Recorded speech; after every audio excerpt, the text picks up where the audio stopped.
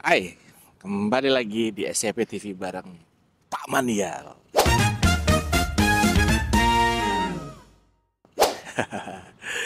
Kali ini mau bahas soal Kaisang yang kemarin datang katanya secara inisiatif ke KPK. Nah, kedatangan Kaisang ini justru kalau menurut gua ya, ini ya mengapresiasi sih. Tapi justru jadi blunder lagi nih kalau gua bilang. Karena apa ya? Karena Kaisang oke lah dia bilang katanya datang secara inisiatif bukan karena adanya panggilan. Wah, hebat hebat hebat hebat. Terus yang berikutnya adalah ketika dia datang kemudian dia apa namanya memberitahukan pada rekan-rekan media bahwa kedatangan ini untuk mengklarifikasi ya kan tentang perjalanannya dia itu ke Amerika Serikat. Nah, yang menariknya adalah ketika dia datang dan mengklarifikasi, dia ada memberikan statement bahwa dia itu hanya nebeng. Nah, nebeng ya sebenarnya kalau secara pribadi mungkin gue berpikir dia ini menghindari kata-kata meminjam, ya kan. Cuman ya kalau nebeng, akhirnya ada statement dari KPK sendiri yang katanya si pemilik pesawat pribadinya itu apa pesawat private jetnya itu nggak ikut. Lalu Kaisang juga bilang bahwa dia dikenakan biaya atau membayar sebesar 90 juta per orang. Nah. Ini yang lucu, ya kan. Nebeng terus katanya suruh bayar. Ini gimana sih ya, namanya kita tuh orang nebeng kan. Ibaratnya kan kita, gue nebeng nih. Lu kan mau ke Bogor gitu kan. Gue nebeng deh sampai di mana nih misalkan gitu. Jalan Raya Bogor sampai Depok gitu. Ya kan.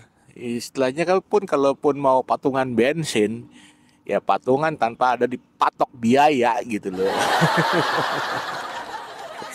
Ini masalah literasi kayaknya jadi masalah yang cukup menarik buat Kaisang nih. Apakah dia nggak paham ya? Atau mungkin timnya dia yang kurang jeli gitu. Yang kedua, ketika dia bilang nebeng, ini nggak ada sinkron dengan pernyataan dari KPK yang mengatakan bahwa temennya nggak ikut. Blah, harusnya itu ada sinkronisasi gitu loh, ya kan? Sebab kalau yang namanya nebeng itu pasti kita tuh ngikut sama si pemilik apa namanya orang yang kita tebengin gitu, si pemilik kendaraan, ya kan istilahnya kayak gue nebeng dong sana kalau naik motor ya ngebonceng lah gitu loh. Tapi kan kalau misalkan nebeng terus pemiliknya nggak ikut, ini namanya itu pinjem. Ini Kaisang nih jadi kayak apa ya, eh memang dia sok mau jadi pahlawan gitu kan, mau jadi istilah yang bener ya, datang untuk klarifikasi, ya kan kata ada masa waktu sebelum 30 hari. Oke, fine, it's good gitu loh. Tapi ternyata apa yang dikatakan justru jadi blunder lagi. Ini mungkin apa ya, emang Pak Jokowi ini dikelilingi sama orang-orang yang kurang kompeten ya. Jadi masih ingat waktu itu ada beberapa orang yang pembela Jokowi ini justru makin blunder kayak Budi Ari memberikan statement di publik malah justru makin blunder gitu. Ada juga beberapa orang seperti ada profesor apa gitu, kemarin saya nonton di salah satu stasiun TV ada acara debat gitu kan, membela Jokowi mati-matian, membela Kaesang dengan literasi apa nebeng, itu pun memaksakan sekali argumentasinya padahal sudah di apa ya dikatakan bahwa nebeng dalam KBBI itu ya orang yang pemilik kendaraan atau sang pemilik ini harusnya ikut serta dalam perjalanan itu. Tapi ini kan enggak seperti itu. Heran, bener-bener heran.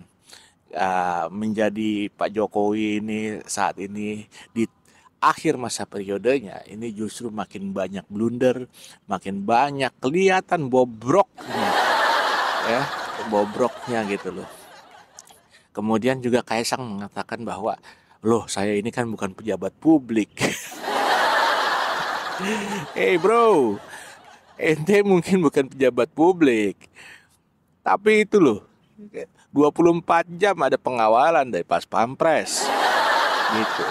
Kemudian juga apa mobil yang dipakai kamu di apa waktu pas kunjungan datang ke kantor, ya kan, setelah kamu diberitakan menghilang, itu platnya tuh plat untuk eselon, untuk pejabat gitu. Ini jadi lucu sendiri. Kaisang jadi makin blunder. Mungkin persiapan timnya untuk menghadapi media itu kurang greget kali ya, gitu. Mungkin harusnya Kaisang nggak perlu datang, cuman kasih apa ya, perwakilan aja.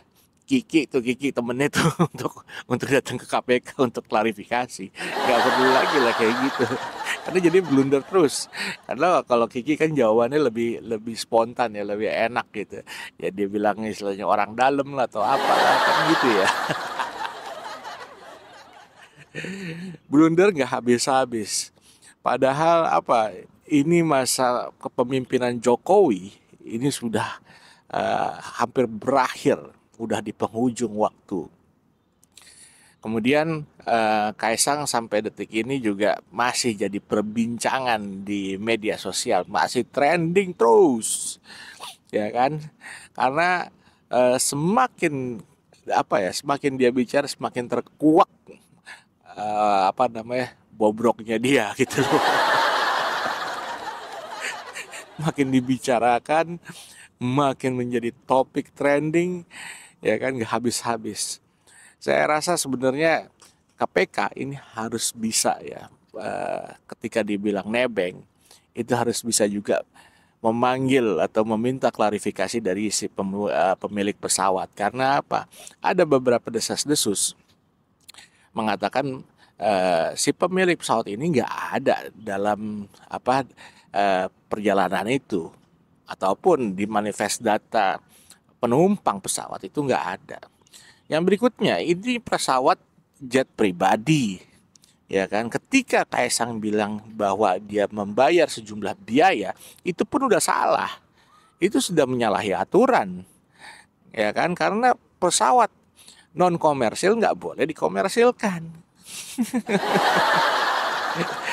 Saya yakin banget ini tim hukumnya ini sama pendukung-pendukungnya nih makin runyem, makin pusing.